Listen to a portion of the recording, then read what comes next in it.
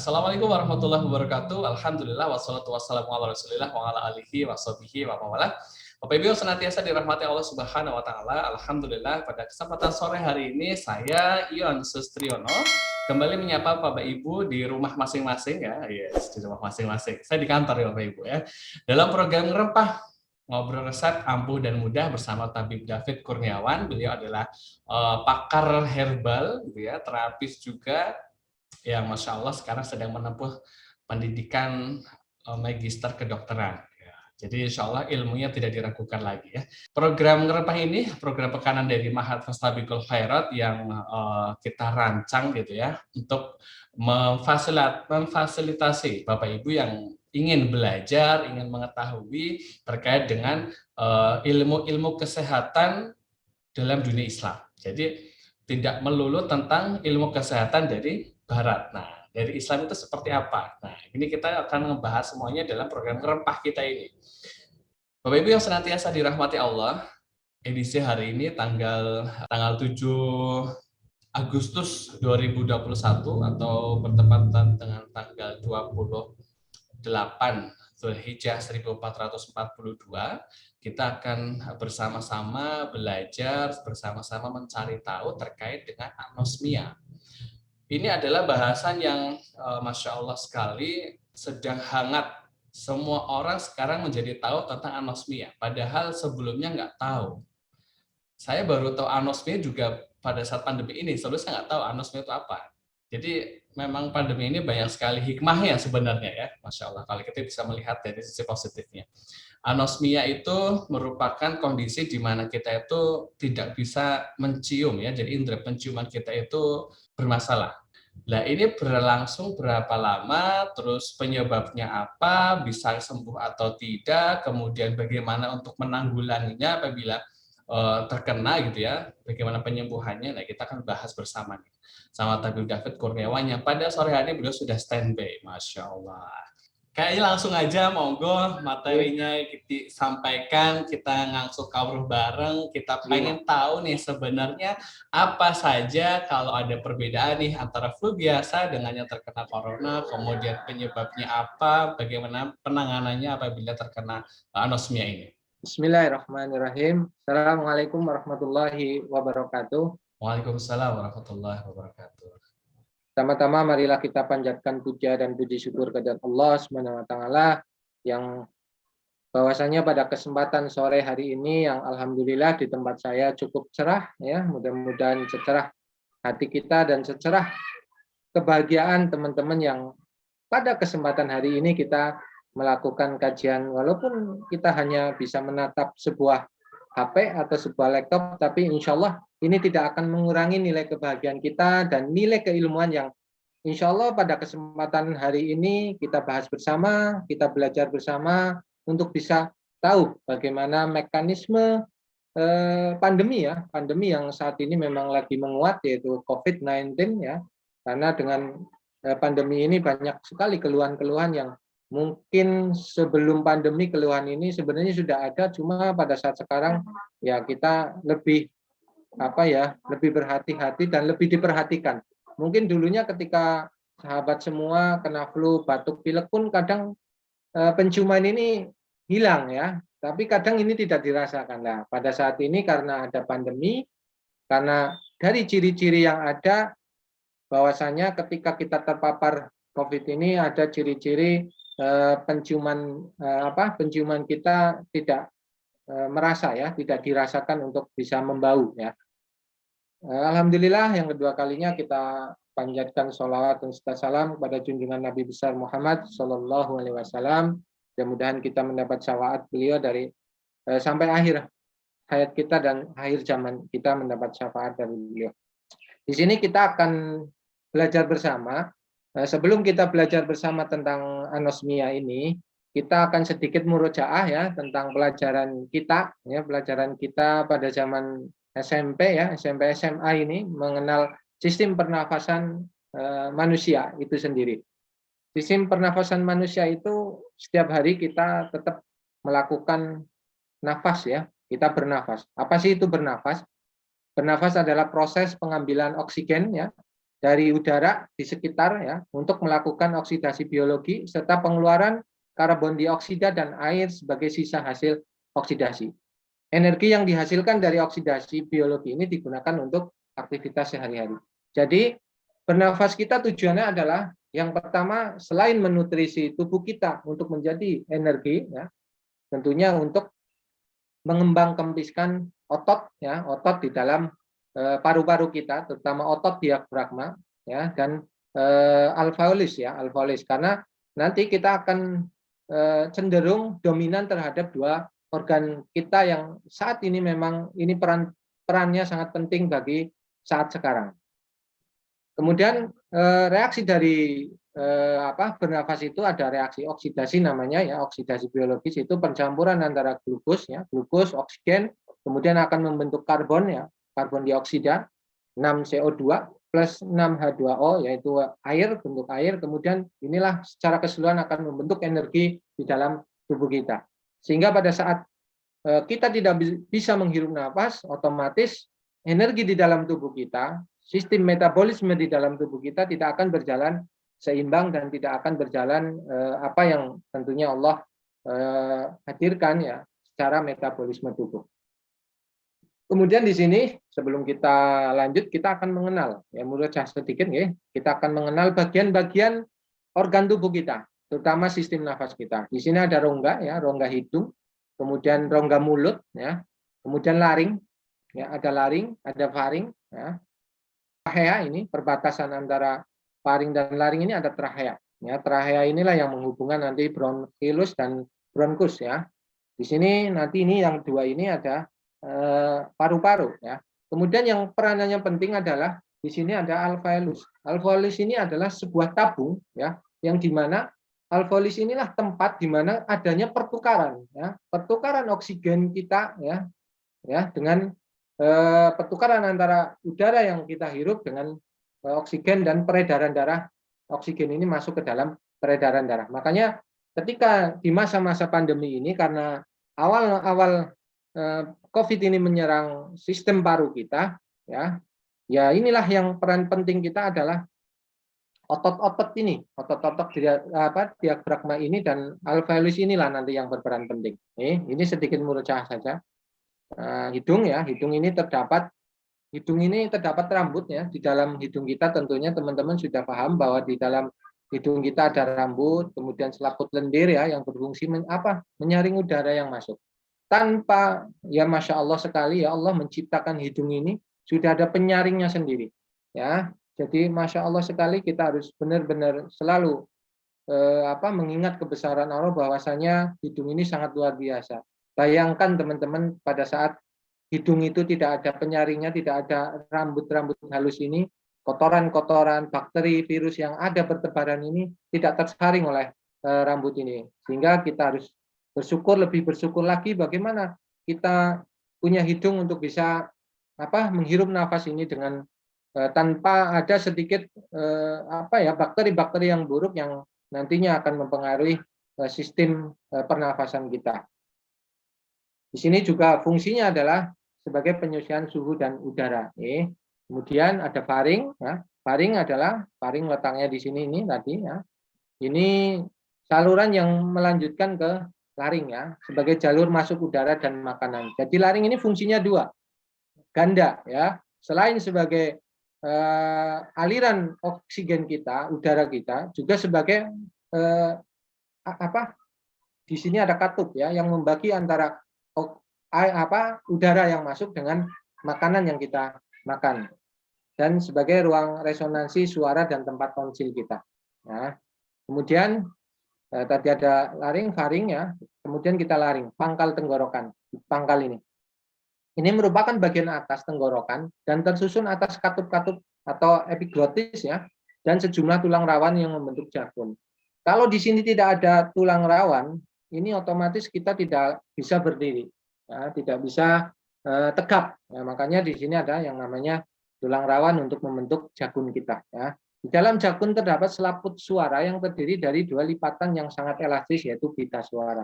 Nah, kemudian katup epiglotis ini berfungsi untuk menutup laring sewaktu menelan makanan atau minuman. Jadi fungsinya laring ini sebagai katup ya. Fungsi menutup ketika udara masuk, ya Masya Allah sekali, ya, antara udara dengan makanan ini walaupun bersamaan, tapi Masya Allah struktur yang telah dibentuk, diciptakan Allah tentang mekanisme fisiologi tubuh manusia sungguh luar biasa. Ya, satu tempat ini bisa untuk jalan dua-duanya berbarengan, Masya Allah sekali. Jadi kita harus lebih bersyukur. Kemudian trachea, ya, ini yang trachea di sini, di bawah laring ya, ada trachea antara nanti pertemuan antara paru ya, dua paru ini terdiri dari tulang rawan yang berfungsi melindungi trachea dan membuatnya dapat tegak tetapi lentur. Ya, makanya leher kita bisa digeser ke bawah, ke kanan karena ada trachea ini yang tersusun atas tulang rawan sehingga kita bisa geleng, menunduk terus ke bawah. Ini adanya tulang trachea ini. Di dalamnya terdapat rambut getar, ya, Masya Allah. Di dalamnya ada penyaring rambutnya juga. Ini struktur tubuh kita sudah Allah susun sedemikian rupa sehingga Masya Allah bisa gerak, bisa satu ruangan ini memasuki antara udara dengan makanan. Ini pergerakan yang secara otomatis, ya, yang tidak diperintah oleh tubuh kita, yang tidak diperintah oleh otak kita. Sehingga kemarin pada awal-awal kita belajar bahwasanya manusia itu tersusun atas ruh dan jasad, ya. Jasad ini tersusun atas dua, ya, tersusun atas dua, yaitu organ yang bergerak tanpa perintah dan organ yang bergerak dengan perintah.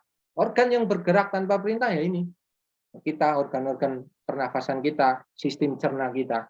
Tapi organ yang digerakkan dengan perintah kita ada yang namanya organ tulang belakang, tulang sendi kita. Nah, kemudian di dalamnya terdapat rambut tadi yang berfungsi menahan dan mengeluarkan kotoran yang ikut masuk bersama udara agar tidak masuk ke paru-paru. Masya Allah, Bapak Ibu yang dirahmati Allah, struktur dari nafas saja sudah Masya Allah. Didesain sama Allah luar biasa. Bagaimana mekanisme itu berjalan secara tanpa diperintah, ya, tapi dia berjalan dengan sangat fleksibel dan Masya Allah sudah tersusun sedemikian rupa sehingga tidak ada sedikit pun cacatnya ketika nafas sama makanan berbarengan masuk. Ini sudah secara otomatis tidak menimbulkan gejala suatu penyakit di dalam tubuh kita. Bronkus dan bronkolis, ya, ini bronkus merupakan percabangan trachea yang masing-masing memasuki paru-paru kanan dan paru-paru kiri. Memiliki bentuk tulang rawan yang tidak teratur, tetapi berselang-seling dengan otot polos. Ini hanya murojaah saja.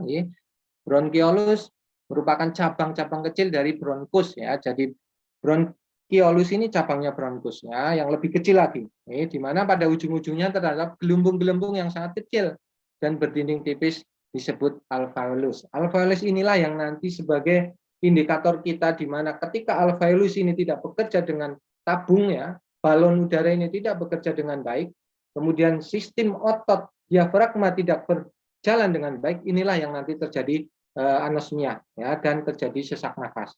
Kemudian paru, ya, paru ini terdiri dari paru-paru kanan dengan 3 lobus dan paru-paru kiri dengan 2 lobus. Selaput pembungkus paru-paru disebut pleura, ya. Ini sedikit murojaah nggih, Mas, agar biar nanti ketika penjelasan di air ini nanti tidak hanya bayangan saja, tapi tentunya sudah ada sedikit masukan. Selaput pembungkus paru-paru disebut pleura. Di dalam terdapat alveolus yang berfungsi sebagai tempat pertukaran gas, oksigen, dan karbon dioksida. Inilah peran pentingnya alveolus ini, sangat penting sekali. Di sini ini merupakan tabung atau balon udara, ya, yang ada di dalam sistem paru-paru kita. Masya Allah, nanti di sini ini ada otot-otot, ya, di sini nanti otot-otot diafragma. Saat bernafas berlangsung dua mekanisme, menghirup, ya, dan menghembuskan udara kita. Kemudian menghirup itu disebut inspirasi, ya. Kalau menghembuskan udara disebut ekspirasi. Jenis pernafasan tentunya teman-teman sudah paham, ya, ada pernafasan dada, kemudian pernafasan perut. Nah, di sini kita akan sedikit mengenal bagaimana pernafasan dada itu terjadi. Ketika udara masuk melalui hidung kita ini akan masuk terus ke trachea tadi, ya, yang sudah urutan terakhirnya ada laring, ada faring, kemudian ini ketika udara masuk, otot-otot antar rusuk melakukan kontraksi. Jadi ini di rusuk ini ada otot. Inilah yang disebut dengan otot-otot diafragma kita.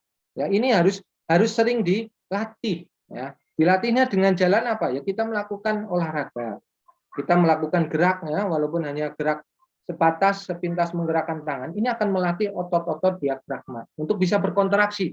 Ya, untuk bisa apa? Mengembangkan paru-paru kita agar berkembang. Oke. Kemudian setelah masuk, otot ini yang antara tulang rusuknya akan berkembang. Kemudian tulang rusuk pun akan mengembang, ya. Tulang-tulang dada otomatis ikut mengembang, paru-paru juga mengembang. Ya. Kemudian diafragma pun otomatis akan mengembang. Inilah di mana proses udara masuk sehingga otot akan berkontraksi, alveolus itu akan terisi udara dan terjadilah pertukaran antara oksigen, ya, kemudian gas dan karbon dioksida, di situ akan terjadi pertukaran. Nah, kemudian ketika masuk. Nah, sekarang yang kita bahas adalah ketika ekspirasi, ini berarti pengeluaran. Ketika udara keluar, kita menghembuskan nafas lewat hidung, otomatis otot-otot antar rusuk melakukan relaksasi.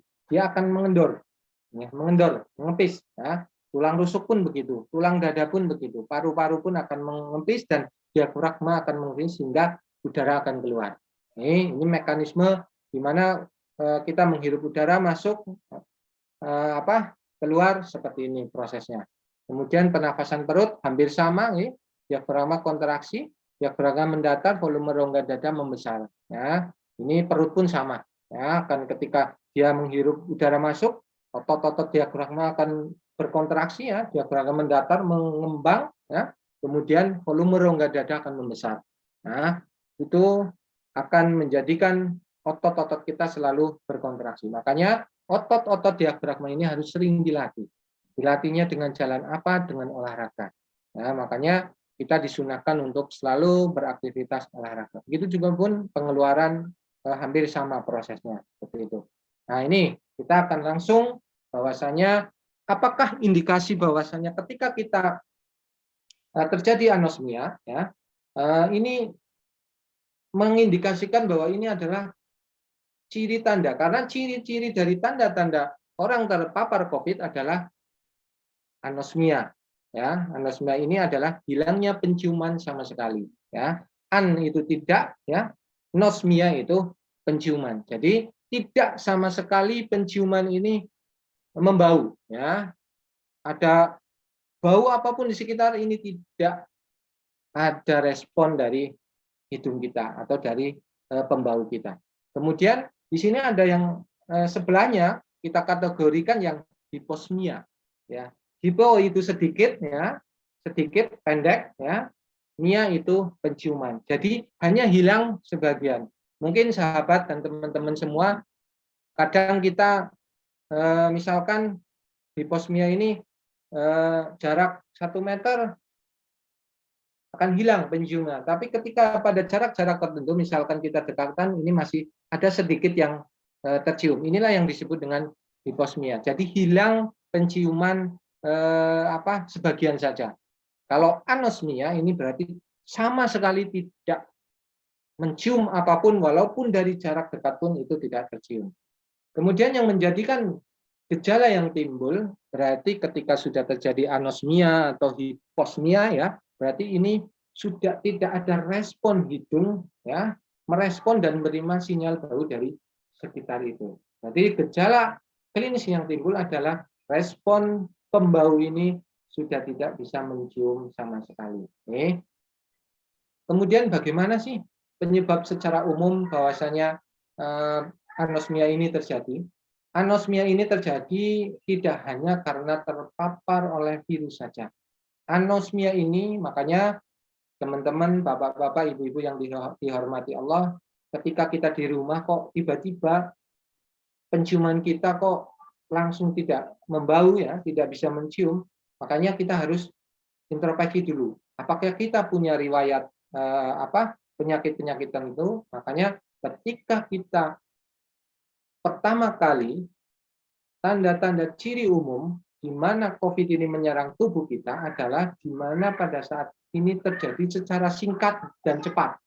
Nah, ingat-ingat nih, ketika kita tiba-tiba tanpa sebab, tanpa apapun, ya, tanpa gejala, tiba-tiba kok penciuman ini tidak ada, berarti ini mengindikasikan bahwasanya kemungkinan ini adalah terpapar COVID. Nah, makanya penyebab secara umum ini bisa terpengaruh oleh infeksi. Infeksi ini bisa karena paparan COVID yang sekarang memang lagi merebak. Kemudian, makanya ketika kita terjadi tidak ada penciuman, kita introspeksi dulu, apakah ini karena infeksi? Kalau infeksi tadi terjadi secara cepat. Kemudian bisa juga karena reseptor yang terganggu. Ya, reseptor itu kabel antara laring-faring ini, ya, sistem apa tadi yang ada terhaya itu reseptornya terganggu. Istilahnya kabelnya terganggu. Ini pun bisa mengakibatkan penciuman kita tidak bisa membau. Kemudian penyebab secara umum yang lain adalah saraf sentral yang rusak. Jadi kita harus melihat dulu apakah memang ini terpapar virus atau memang ini ada penyakit-penyakit bawaan. Secara reseptor, ya, kemudian secara saraf sentral yang rusak. Gangguan-gangguan saraf sentral yang rusak ini diakibatkan karena apa? Pertama mungkin benturan, ya, trauma otak, ya, benturan yang menyebabkan cacat fisik, kemudian bisa juga ke otak kita, inilah yang menjadikan pembau kita akan hilang. Ya. Kemudian penyebab secara umum lainnya adalah secara mekanik. Ini mungkin kita ada bawaan penyakit, yaitu tumor, ya. Mungkin juga karena tumpukan lendir di dalam tubuh itu banyak, kemudian penyakit diabetes, ya, kemudian polip, ya, kemudian juga penyebab yang lain karena influenza. Jadi ketika kita tidak membaui sistem pembau kita, alangkah baiknya kita harus melihat beberapa penyebab ini dulu. Ya. Ciri khas ketika memang ini terpapar COVID, biasanya serangannya cepat dan kadang secara cepat dia menyerang pembau kita. Kemudian bagaimana sih yang membedakan ini flu biasa atau ini virus COVID-19? Flu biasa ini biasanya terjadi secara ringan, ya, yang tadi disebut dengan hiposmia, ya. Jadi kadang dalam jarak yang pendek masih ada sedikit-sedikit kita bisa membaui. Kemudian cepat sembuh, biasanya cepat sembuh, pulih dalam 2 atau 3 hari biasanya ini cepat pulih. Kemudian tidak buntu hidung ini, tidak pepet, ya, tidak pepet, ya. Kemudian pengecap masih bisa merasakan, ya. Kemudian kalau COVID ciri-cirinya biasanya berat dan cepat penyerangannya, ya, lebih lama dalam proses penyembuhannya. Kemudian buntu, ya, buntu hidungnya, ya.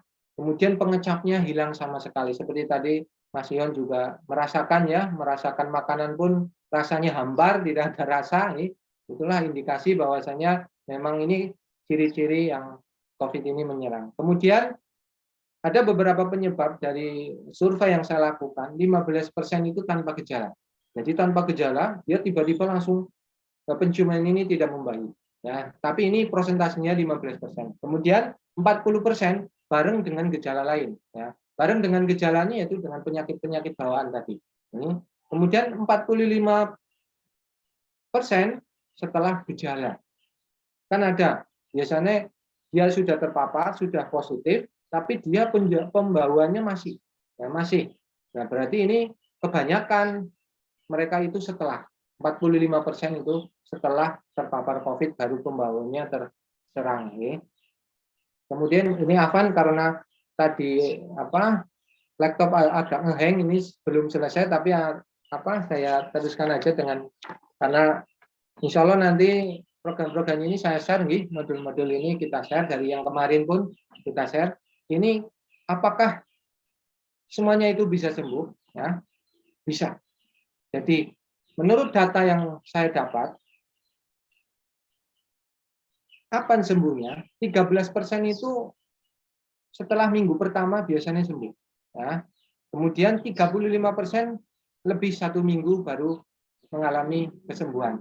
Ya, kemudian 60% setelah 2 minggu. Jadi yang 13% itu di minggu-minggu pertama biasanya dia ringan, akan sembuh.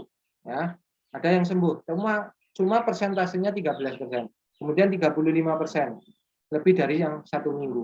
Kemudian 60% setelah 2 minggu. Kemudian yang paling banyak adalah 67% setelah 3 minggu, bahkan sampai sebulan baru sembuh. Oke, ada sebagian yang 67% itu sampai sebulan baru sembuh. Ya. Kemudian teman-teman harus bersyukur bahwasanya ketika teman-teman malah justru ada hilang penciumannya atau anosmia ini, dari survei yang saya lakukan, malah justru teman-teman harus bersyukur. Bersyukurnya kenapa? Dari data yang masuk, yang setelah saya kumpulkan, bahwasanya indikasi orang yang penciumannya kurang membau atau terjadi anosmia, ini adalah gejala ringan dari paparan COVID.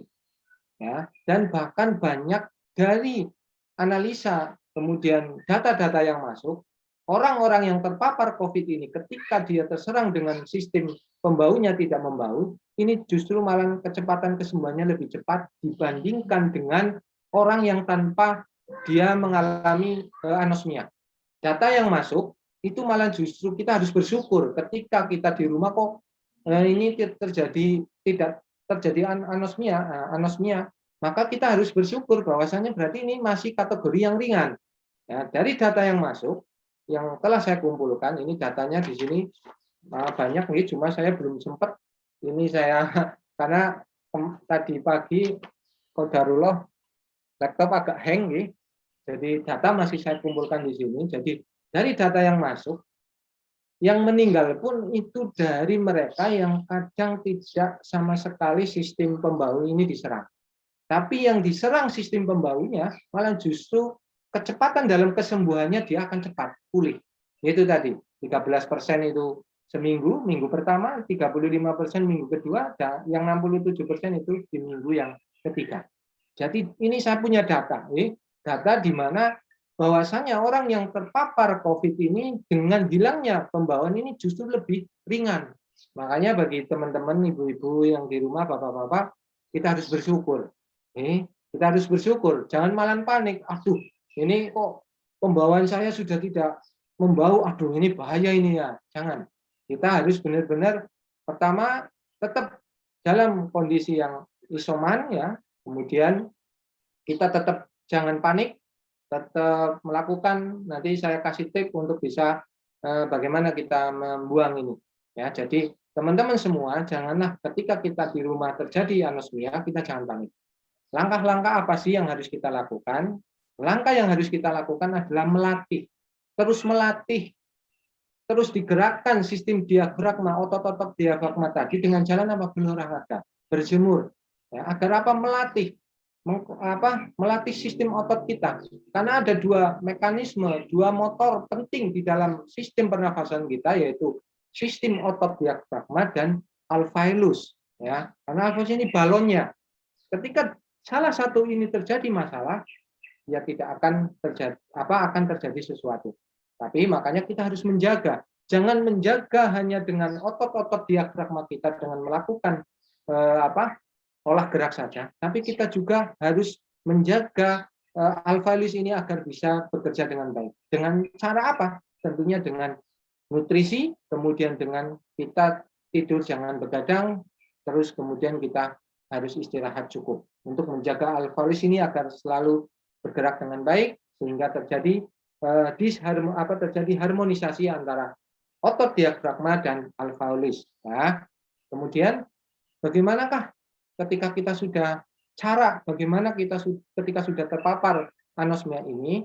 Caranya adalah tadi berolahraga, kemudian kita lakukan terapi, kita membaui bisa gunakan kayu putih, bisa gunakan peppermint ya, yang sifat baunya ini tajam. Bisa menggunakan pokoknya wangi-wangian yang tajam. Ya, serai wangi bisa sering didekat-dekatkan ini untuk melatih merangsang sistem nafas kita, sistem yang ada di dalam saluran nafas kita. Sehingga setiap hari kita latih, kita terus baui agar dia terrespon sehingga akan lebih cepat. Kemudian cara yang ketiga adalah ini bisa menggunakan ini ya, moksa. Ya. Jadi moksa yang pertama kita selain tadi merangsang sistem pernafasan kita dengan bau-bauan yang ada, kemudian kita gunakan moksa di titik tengah sini sama bawah mata harus terpejam karena ini nyala nih. Ini ada nyala ya. Kemudian yang ketiga adalah kita sering mencuci hidung kita dengan ini alat injek ya. Ini injek. Terus teman-teman bisa cari cairan infus yang 0,9 ya. Kalau susah teman-teman cari yang caranya nanti teman-teman bisa cari garam krosok ya, teman-teman cari garam krosok, nanti 1 sendok garam krosok, kemudian dicampur dengan 1 liter, itu dipanaskan di api yang sedang sambil nanti dia luntur. Ketika itu nanti caranya masukkan cairan itu setelah dingin, masukkan ke dalam injek ini, kemudian teman-teman taruhlah ini 10 atau 20 saja ini, nanti teman-teman miring, kondisinya miring seperti ini, nanti teman-teman mulutnya terbuka ya. Terus ini masukkan di hidung yang sini. Di hidung sini nanti airnya masukkan ke sana. Semprotkan. Biar ketika menyemprotkan nanti teman-teman nafasnya jangan dihirup, berhenti bernafas. Nanti semprotan slot gini, nanti dia akan ngalir di di lubang yang satunya dan di mulut yang satunya. Oke. Nanti itu lakukan 2 kali atau 3 kali, kemudian kebalikannya juga. Ya, ini bisa menggunakan airan infus ya yang 0,9. Nah, kalau saya menggunakan racikan saya sendiri, saya bikin sendiri. Ini saya bikin sendiri. Ini hampir setara dengan yang injek itu. Nanti kalau teman-teman mau membutuhkan nanti bisa hubungi admin ya. Ini nanti bisa menggunakan ini yang sudah sering saya gunakan untuk melakukan cuci hidung ini. Insya Allah ini aman dan beberapa dokter pun sudah banyak yang melakukan ini. Makanya ini sudah aman. Ini untuk apa? Membuang lendir-lendir yang ada di sini. Makanya ketika kita berwudu kita harus mentimsak ya ini, menghirup air. Ya itulah fungsinya untuk mencuci hidung kita. Jadi ada 3. Selain dengan tadi pakai moksa, pakai cairan ini, kemudian tadi dengan kita membaui ya, membaui makanan-makanan atau pewangi-wangian yang unsurnya baunya agak terlalu kayak peppermint, kemudian kayu putih ya, yang dihirup, dia merespon. Jadi itu beberapa tips yang harus teman-teman lakukan. Jadi pada saat teman-teman nanti di rumah terjadi anosmia, yang awal teman-teman harus lakukan adalah jangan panik. Malah justru ketika terjadi anosmia ini, malah justru ini gejala yang ringan. Ya, dari data yang masuk yang saya kumpulkan, semua yang dalam sistem pembaunya hilang terjadi anosmia ini sembuhnya cepat dan ini adalah gejala yang ringan. Ya, makanya teman-teman jangan terlalu panik. Ya, kemudian lakukan sesering mungkin terapi-terapi yang tadi saya sudah lakukan. Mungkin ini sedikit gambaran tentang bagaimana ketika kita menghadapi terjadinya anosmia di rumah kita, sehingga pada saat kita terjadi ini kita jangan panik, kita penanggulangan secara alami dulu di rumah untuk bisa mengantisipasi penyakit-penyakit yang justru lebih parah. Mungkin seperti itu dulu Mas Ion. Bapak Ibu yang senantiasa dirahmati Allah Subhanahu wa taala, kita masuk sesi tanya jawab ya. Ini ada pertanyaan dari Ibu Teni, apakah keluhan hanya anosmia saja terkait dengan COVID? Maksudnya keluhan apa, Mas? Apakah keluhannya hanya anosmia saja? Jadi mungkin pertanyaannya itu ciri-ciri orang terpapar COVID, apakah hanya anosmia saja seperti itu mungkin? Ya, bisa jadi benar ya. Ciri-cirinya sebenarnya banyak, Bu. Sini nih, ini ciri-cirinya ini sudah saya. Nah ini gejala umum yang dialami klien positif nih. Ini kelihatan enggak? Nah, ini. Hidung tersumbat ya, kehilangan penciuman tadi anosmia, demam, batuk, sesak nafas, sakit kepala, kelelahan, tenggorokan kering, otot-otot sakit, mata gatal dan merah, ya, kesemutan dan kebas, ini tangannya kebas ini, karena dia kan sifatnya mengikat oksigen. Nah, jadi terjadi gumpalan darah sehingga aliran darah akan berhenti dan stagnasi ya, sehingga terjadi kebas. Nah, kemudian mata gatal dan merah nih, kesemutan tadi sudah, BAB mencet atau keras. Nih, mual, tidak nafsu makan, kulit gatal muncul ruam-ruam. Ini Bu, mungkin yang ditanyakan Ibu ini. Mungkin seperti itu. Ya. Nggih, mungkin.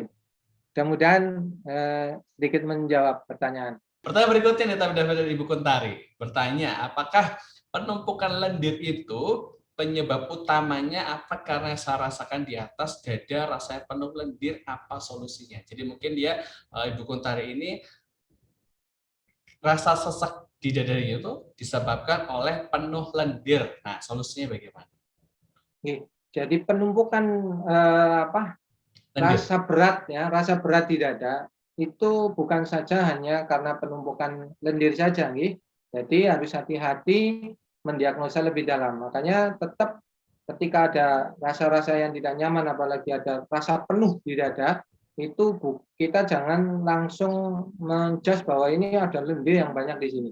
Bisa juga karena naiknya keasaman di lambung itu naik ke atas. Energi dari lambung itu ditahan oleh sistem limpatik, sistem meridian liver dan limpa, ya, sehingga dia seharusnya kan sistem meridian perut itu larinya ke bawah. Tapi pada saat dia ditahan, ya, ditahan oleh liver dan limpa, dia meridiannya naik ke atas, itu bisa naik ke atas sehingga dia akan naik sampai dengan ke paru-paru kita, sehingga paru-paru kita ini begah, ya, begah dan merasa berat. Makanya untuk lebih tahu lagi bahwasanya ini karena naiknya keasaman dari proses asam lambung yang naik ke atas atau memang ada tumpukan lendir, ini harus didiagnosa lebih lanjut. Kalau saya hanya dengan melihat lidah, insya Allah akan lebih tahu bagaimana mekanisme ini karena lendir, tumpukan lendir banyak atau memang ini karena pengaruh dari naiknya asam lambung. Mungkin seperti itu, Tafadhol, Mas. Pertanyaan berikutnya tapi David dari Ibu Eka, Ibu atau Bapak ini ya. Assalamualaikum warahmatullahi wabarakatuh. Ustadz, bagaimana terkait yang mengalami anosmia tapi nafas pendek dan ada comorbid liver? Apakah ada kemungkinan sembuh? Untuk kemungkinan sembuh, insya Allah semuanya masih mungkin, ya, karena sudah jelas bahwasanya segala sesuatu penyakit itu pasti ada obatnya. Ma'anzalallahu da'an illa ma'anzalallahu sifaan. Bahwasanya Allah menciptakan penyakit pasti ada obatnya. Terhubung dengan kasus COVID ini, ketika sudah terpapar dan ada faktor comorbid liver, insya Allah masih bisa ditangani dan insya Allah masih bisa sembuh total. Karena maaf, secara pribadi saya sendiri, saya dulu kelas 6 SD, ini pengalaman, berbagi pengalaman, saya terkena liver yang sangat akut, ya. Tapi alhamdulillah, makanya dari penyakit yang saya alami dari kecil itu, makanya ya mungkin ini jalan Allah, saya dijadikan bisa nerapi orang, ya. Maksudnya bisa berbagi bagi teman-teman, karena berawal dari penyakit saya sendiri. Jadi ketika kita terindikasi penyakit, terutama liver ini, jangan kita pesimis nih, kita tetap optimis, semua ada jalan. Dan insya Allah itu bisa dikonsultasikan. Nanti bisa lewat admin untuk bisa bagaimana pola tidurnya. Nanti insya Allah ke depan kita akan bahas tentang detail-detail bagaimana kita menangani satu jenis penyakit. Contoh liver, kita herbalnya apa, kemudian penanganannya seperti apa, mekanisme seperti apa, insya Allah kita bahas. Seperti itu. Syukran jazakallah khair David atas jawabannya. Berikutnya dari di bawahnya ada Datuk Nurul. Assalamualaikum warahmatullahi wabarakatuh, Ustaz. Berapa lama anosmia bisa sembuh karena bunda saya terpapar COVID, tetapi sampai hari ini belum bisa rasa dan penciuman belum rasa. Apakah karena bunda saya komorbid asma dan pneumonia, mulai terpapar tanggal 22 Juli, sudah dilakukan berbagai cara termasuk moksa, saat terpapar hingga hari ini tidak pilek, demam 39 derajat. Tekanan darah 130/70 juga saat terpapar saturasi oksigen 78, data dari dokter. Tapi karena di rumah ada oksigen, bunda tidak mau opnam. Alhamdulillah sudah semakin sehat, tinggal anomia, mungkin maksudnya anosmia ya, dan kadang masih sesak dan seperti tidak berdaya atau les-lesan. Nah ini bagaimana Ustaz? Ini faktor komorbid tadi nih Mas? Nggih. Asma apa nggih tadi nggih? Nggih. Jadi kategori asma pun ini kecenderungan data yang masuk ke saya, orang Indonesia terpapar penyakit asma itu akibat karena kelembaban yang sangat tinggi di dalam tubuh. Makanya ketika faktor komorbid ini ada asma, kemudian ada faktor patogen luar berupa COVID, makanya yang harus Bapak apa Ibu tadi tinggi? Ibu Datuk. Oh Ibu, Ibu yang Datuk, harus Datuk, Ibu ya. lakukan, Ibu lakukan adalah pertama terapinya tadi sudah lakukan, yang kedua adalah nutrisinya Ibu. Nutrisinya ini kembali lagi saya ingatkan kepada teman-teman semuanya, harus bisa memahami karakter dasar tubuhnya sendiri. Ya. Ketika tubuhnya sendiri dominan cenderungnya ke lembab dingin yang dominan, maka makanan-makanan untuk saat ini yang harus dikonsumsi dan harus dihindari. Ketika tubuhnya adalah kondisi lembab dingin, berarti makanan yang kondisinya lembab dingin dihindari. Nah, teman-teman bingung ini yang lembab itu makanannya apa aja sih? Yang dingin seperti apa aja sih? Kan seperti itu. Berarti makanan yang unsurnya lembab dan dingin ini, ketika teman-teman makan, ya itu di dalam mulut ini terasa kotor biasanya. Ini mengindikasikan kelembabannya sangat tinggi. Contoh kalau buah itu pisang, pisang, melon, ya ini lembabnya tinggi. Coklat, kemudian kopi, susu, ini mempunyai unsur-unsur kelembaban yang tinggi. Makanya teman-teman, apalagi ini ada faktor komorbid, maka teman-teman pola makan pun harus diperhatikan. Kemudian yang ketiga adalah lingkungan. Ya, lingkungan ini pun harus diperhatikan. Ketika dalam kondisi tubuh yang sangat lembab, sangat dingin, maka jangan sekali-kali paparan AC, paparan kipas, kemudian sirkulasi udara harus benar-benar terbuka lebar untuk bisa menghangatkan sistem di dalam ruangan rumah. Selain terapi tadi sudah lakukan, kedua nutrisi diperhatikan dengan karakteristik tubuh orang tersebut, kemudian yang ketiga adalah faktor lingkungan. Sebenarnya ada satu faktor lagi, yaitu faktor kolbu, jiwa, ruh. Ini harus benar-benar diperbaiki juga, harus ternutrisi dan harus dipelihara dengan baik. Seperti itu. Mudah-mudahan bisa mewakili jawaban. Tafadhol. Bapak Ibu yang senantiasa punya keluhan atau ingin bertanya terkait dengan kesehatannya, bisa melalui admin kami di 0812 1516 3414 atau silahkan bergabung saja di grup WhatsApp-nya. Linknya sudah saya sharekan di chatroom. Tinggal diklik saja nanti bergabung di situ. Kalau misalnya mau bertanya secara pribadi gitu ya, bisa ke admin, nanti admin akan meneruskan kepada Tabib David Kurniawan. Saya pamit undur diri, mohon maaf sekali apabila ada hal-hal yang kurang berkenan di hati. Terima kasih atas partisipasinya, terima kasih atas pertanyaannya. Kita berjumpa kembali pekan depan, insya Allah. Kita tutup ngerempah edisi ketiga ini dengan doa kafaratul majlis bersama. Bismillah, subhanakallahumma wa bihamdika, asyhadu alla ilaha illa anta, astaghfiruka wa atubu ilaik. Assalamualaikum warahmatullahi wabarakatuh.